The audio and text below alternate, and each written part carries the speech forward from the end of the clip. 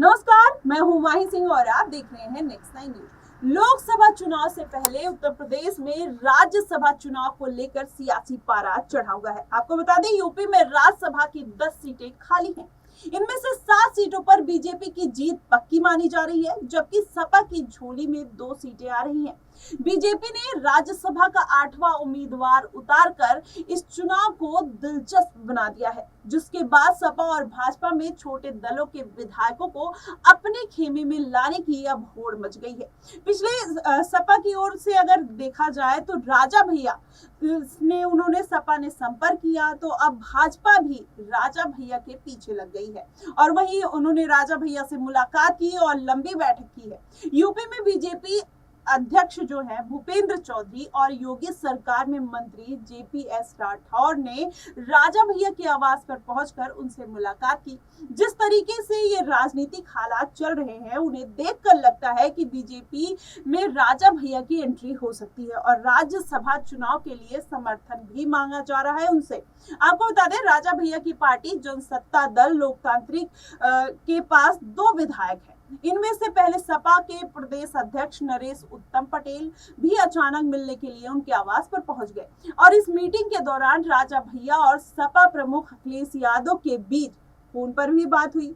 अब ऐसे में राजा भैया और अखिलेश यादव की अचानक बढ़ी नजदीकी को राज्यसभा चुनाव के नंबर गेम से जोड़कर देखा जा रहा है। आपको बता दें, दरअसल बीजेपी ने नामांकन के अंतिम दिन में 8वां उम्मीदवार उतार दिया है, जिससे अब सपा की तीसरी सीट फंस गई है।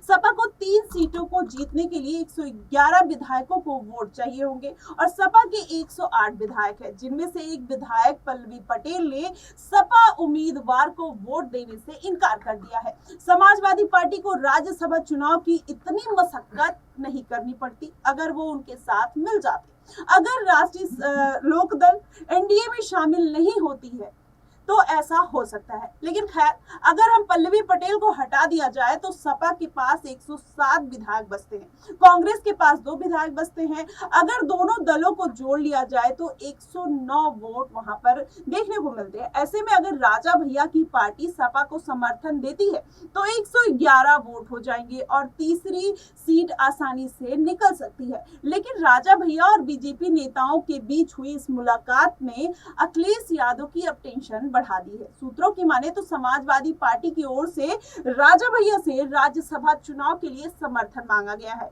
तो वहीं लोकसभा चुनाव के लिए उन्हें ऑफर भी दे दिया गया है। अब ऐसी अटकलें लगाई जा रही है कि राजा भैया प्रतापगढ़ सीट से 2024 का लोकसभा चुनाव लड़ना चाहते हैं। अगर सपा से उनका गठबंधन होता है तो उनके खिलाफ उम्मीदवार नहीं उतारा जाएगा।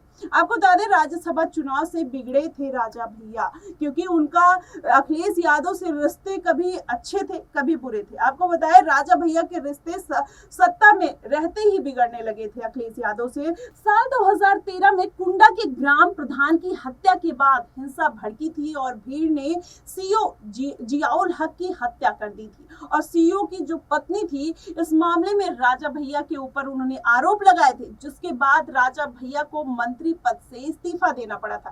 तब से कहा जाता है कि ये वो दौर था जब से अखिलेश यादव और राजा भैया के रिश्ते बिगड़ गए थे। अब ऐसे में अखिलेश भी राजा भैया के ऊपर निशाना साधते हुए नजर आ रहे हैं और भाजपा की जो सीट है उस पे भी राजा भैया अपनी पकड़ बनाने की कोशिश कर रहे हैं। अब ऐसे में देखना होगा कि राजा भैया आखिर किस तरफ जाते हैं। अखिलेश यादव के साथ वो अपने पुराने रिश्तों को ठीक करते हुए नजर आते हैं या फिर वो भाजपा से जाकर मिलते हुए नजर आते, क्योंकि उनकी जो बातें हैं वो दोनों पार्टी से लगातार जारी है। अब ऐसे में देखना होगा, ये सस्पेंस बना हुआ कि राजा भैया किस खेमे में जाकर अपनी सीटों का बंटवारा करते हैं या फिर वहां पर अपनी सीटों का दावा ठोकते हुए नजर आते हैं। अब ऐसे में देखना होगा कि राजा भैया का यह सियासी दाव कहां जाकर लगता है। आपकी इस पे क्या राय होगी कि अगर राजा भैया सपा के साथ जाएं तो अच्छा होगा या भाजपा के साथ जाएं तो उनकी पार्टी के लिए अच्छा होगा? आप हमें कमेंट सेक्शन में जरूर बताइएगा। फिलहाल के लिए बस इतना ही। देश और दुनिया की तमाम खबरों के लिए हमारे साथ बने रहिए नेक्स्ट 9 न्यूज पर।